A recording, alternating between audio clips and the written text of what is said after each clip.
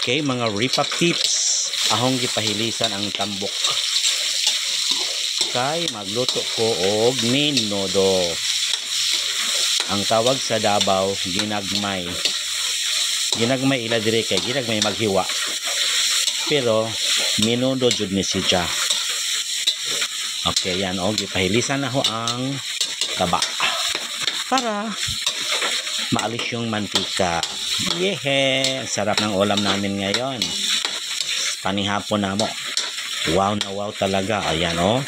So, hahayaan muna natin yan, ha? Yan na, malapit nang mag-brown siya.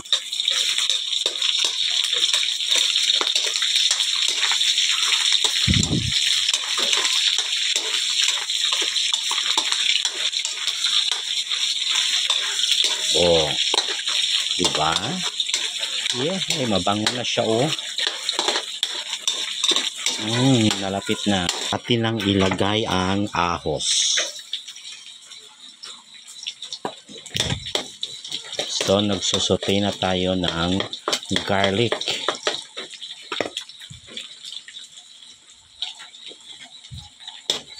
Kanya naman ito. Inato raman ni aluto. Di man ingog ina high society girls. Inato ra ni. Yun lang pang karananiwan bangkoan ulam ng ayan, kamatis. Ikidot ka ba? Okay.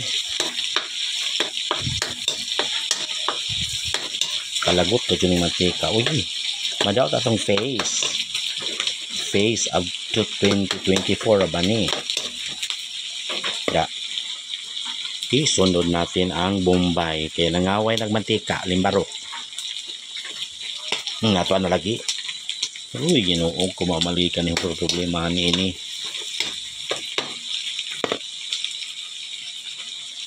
Ayan mga ripa pips. Ang sarap ng tingnan. Panakot pa na ha. Uy, Ginoo. Kulit wana. Butang na nato ni. Ibutang na nato ning unod. Kay murag kuana, murag lahi na ang dagan sa kuan kinabuhi.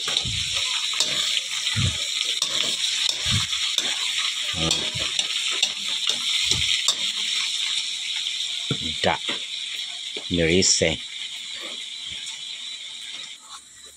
So ayan na mga higala. Tingnan yung maigi. Ayan o. Malapit na siyang maluto. Uy, bakit ganyan? Parang nabaliktad. Parang bumalik sa dating ano. Hoy, nga naman na si Jack. Ay, parihan is isa ka video na sa una ba. Nga kanang nag-ina na hadlok ko kay murag magic na ba na nun naon sana hinon ni limbarok bay nun naon sa man pag pindot-pindot ning barok ba agtoyo ning balik lagi naon sabay noong kana na ning balik lagi silaw kuyo reverse man di ay na si dyan na ganina mo di ay nang nainana limbarok kids nahala sa una naman na si dyan nawa ang tuyo na wala na maruan siya naka humay o stay mais di ay sana nga si mais man nagpataka na magyaw-yaw nga minudo man yung giloto. Uy, Ginoo ko ni mo Marcos Aguilar na unsa namin taon ka dudoy daday dudong inday dadang bitaw na ibutang na nagpatatas kay luto ng carnage kanang wala taon dyan ng karn ano puro no dyan daw ano mahikit-kit ang unod-unod munang ato dyan na siyang timingon magluto ta ato dyan ajuhon kinahanglan gajud in good terms ang atong niluto para pagdating ng panahon hindi mo daling mapanus iba naman tayo kapag magluto kung dagan ayaw nang panakot pero gamay ra mahurot ra dadon nagtao na dali na magkuan magdi na maglangan-langan kuan ra nja aw gigiok ba na po ni Jack kay mag okay na pa lagi kung ano nagnaluto na ba Ay, Marcos Aguilar, Ginoo ko nimo, nagpataka, makagyaw-yaw-yaw-yaw. Ala, sige. Kumbati ka dyan, Marcos.